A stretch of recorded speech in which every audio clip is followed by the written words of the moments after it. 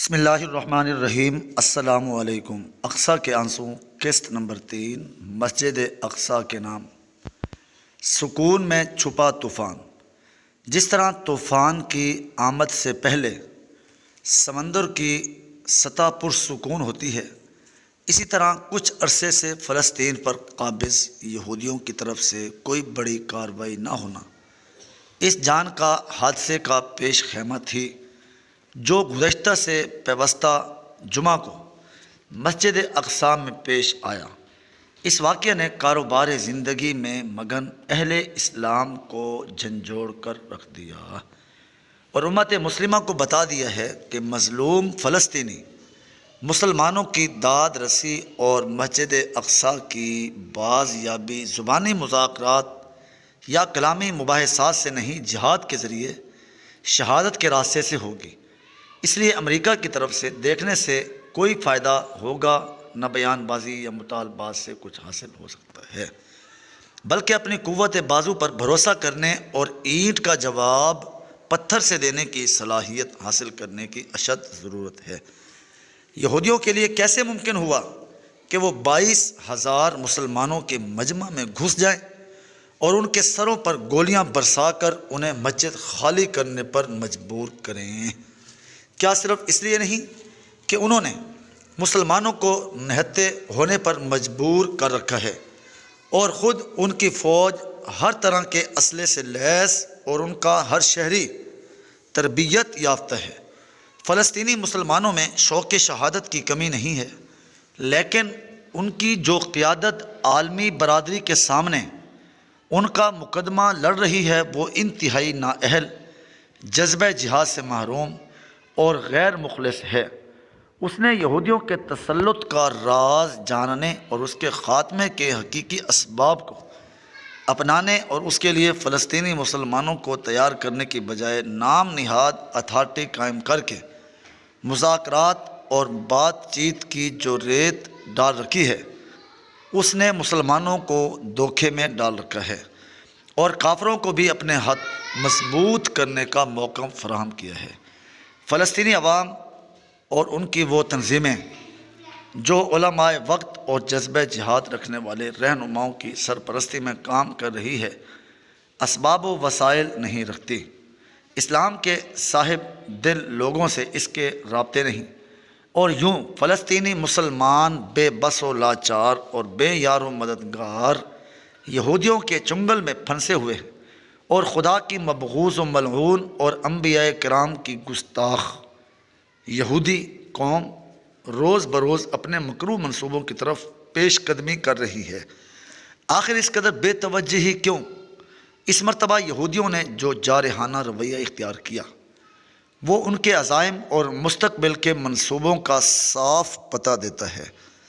انہوں نے نہ صرف یہ کہ مسجد اقصیٰ کے اندر بے تحاشا اور اندھا دھند گولیاں چلائیں، بلکہ بعد میں گن شپ ہیلی کاپٹروں میں بیٹھ کر مسلمانوں کے گھروں پر راکٹ فائر کیے اور ٹینکوں کو سڑکوں پر لا کر نہتی شہری آبادی پر براہ راست گولہ باری کے ذریعے ان کے احتجاج کو دبانے کی کوشش کی۔ ان کے رویے میں یہ شدت کسی بڑے حادثے کا پیش خیمہ معلوم ہوتی ہے۔ یہودیوں نے خاموشی کے اس عرصے میں زیر زمین تیاری کی، رد عمل کی شدت کا اندازہ لگایا، عالم اسلام کی ارض مقدس فلسطین سے بے رخی اور فلسطینیوں کی حالت زار سے بے توجہی کا مشاہدہ کیا، اور پھر اچانک تشدد کی یہ صفاقانہ لہر برپا کر دی۔ اس کی جو تفصیلات اب تک سامنے آئی ہیں اور جس طرح نوجوانوں کو قریب سے فائرنگ کر کے بے دردی سے شہید کیا گیا ہے، خواتین کی جو آہ و فریاد اور فلسطینیوں کی لاچاری کے جو مناظر دیکھنے کو ملے ہیں، ان سے سینہ شق ہو جاتا ہے، جگر لہو لہو ہوا جاتا ہے، دل انتقام کی آگ سے آتش فشاں کی طرح بھڑکتا ہے۔ اے مسلمانوں، خدا کے واسطے ذرا سوچو، اب باقی کیا رہ گیا ہے؟ بابری مسجد کا زخم مندمل نہ ہوا تھا کہ مسجد اقصیٰ پر وار ہونے لگا۔ اب تو جہاد پر آ جاؤ، جہاد کی تربیت حاصل کرو، اس کے لیے اپنے تجوریوں کے منہ کھول دو، اپنے مظلوم بھائیوں کی مدد کو پہنچو۔ ان بے بسوں کی فریاد رسی کرو۔ خدا نے جس کو جو دے رکھے ہے، آج وقت ہے وہ اس کو ان بے سہارا مظلوموں کی مدد کے لیے استعمال کر کے اپنی تجارت کا سامان کرے۔ دنیا بھر کے یہودی اسرائیل کو اپنا مقصود و مطلوب قرار دے کر اس کے لیے وہ سب کچھ کرتے ہیں جو کوئی انسان اپنے مقصد کی خاطر کر سکتا ہے، جبکہ ان کی کوششوں پر ذلت اور رسوائی کی غیبی مہر لگی ہوئی ہے۔ تو مسلمان خدا کی رحمت کے حصول سے مایوس اور اپنے انجام کی فکر سے اتنے بیزار کیوں ہو گئے کہ وہ فلسطین اور اس کے باسیوں کو یکسر فراموش کر بیٹھے ہیں؟ حکمرانوں کی عدم دلچسپی۔ اس حوالے سے سب سے زیادہ ذمہ داری مسلمان حکمرانوں کی بنتی ہے۔ عوام تو مظاہرہ اور احتجاج کے سوا کر ہی کیا سکتی ہے؟ اگر کسی کی بات میں وزن ہے یا کوئی فلسطینی مسلمانوں کے لیے مؤثر کردار ادا کر سکتا ہے تو وہ حکمران ہیں، لیکن وائے افسوس وہ صاف دیکھ رہے ہیں کہ اسرائیل جبر و ستم کی حدوں سے گزر گیا ہے اور اب حکمرانوں کی طرف سے مؤثر آواز اٹھائے بغیر اس کو لگام دینی مشکل ہے۔ لیکن اس کے باوجود وہ امریکہ کے خوف سے اس بارے میں کچھ نہیں کہتے کہ کہیں دنیا کی واحد سپر پاور اپنے پالے ہوئے جنگلی سور کے خلاف بولنے پر ناراض ہو کر ان کے اقتدار کے خلاف سازشیں نہ کرنا شروع کر دے۔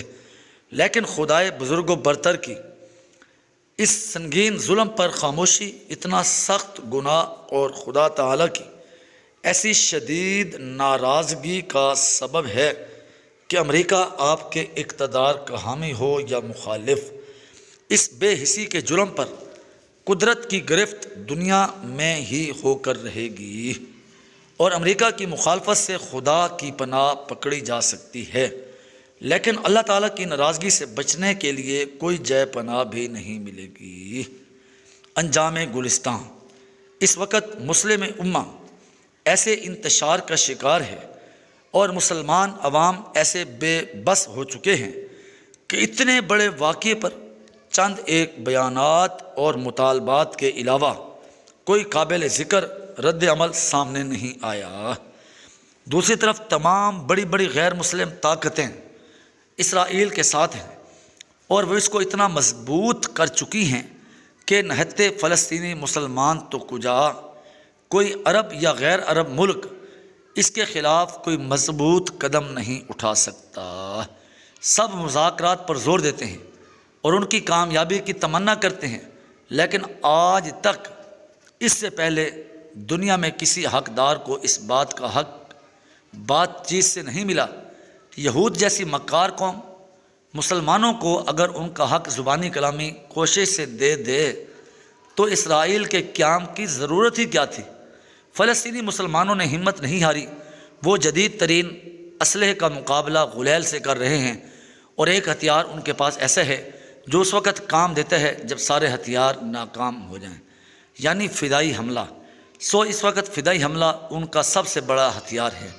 مسجد اقصیٰ اگر وہ واپس نہیں لے سکتے تو اس کے لیے جان تو دے سکتے ہیں، وہ دے رہے ہیں، لیکن فلسطین سے باہر دنیا بھر کے مسلمانوں کے لیے سوچنے کا مقام ہے کہ صورتحال یوں ہی رہی تو انجام گلستان کیا ہوگا۔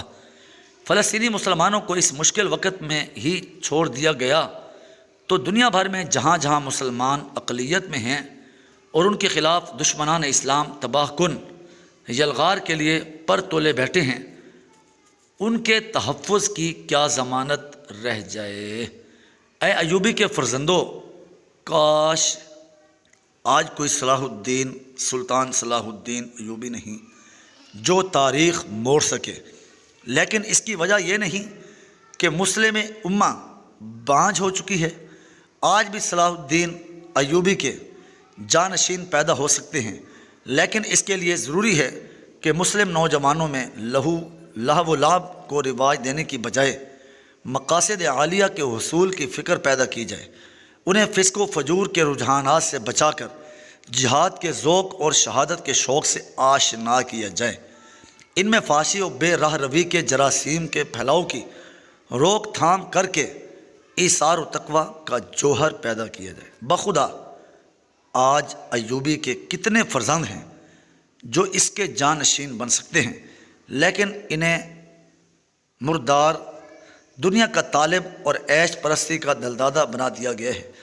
کتنے ہی مسلم نوجوان ایسے ہیں جو اپنے وقت اور صلاحیتوں کو صحیح مصرف میں استعمال کریں تو مسجد اقصیٰ کی جنت گم گشتہ مسلمانوں کو واپس دلا سکتے ہیں، لیکن انہیں عزت و شہادت کے راستے سے ہٹا کر بے مقصد کھیل و تفریح اور فضول مشغولیات میں لگا دیا گیا ہے۔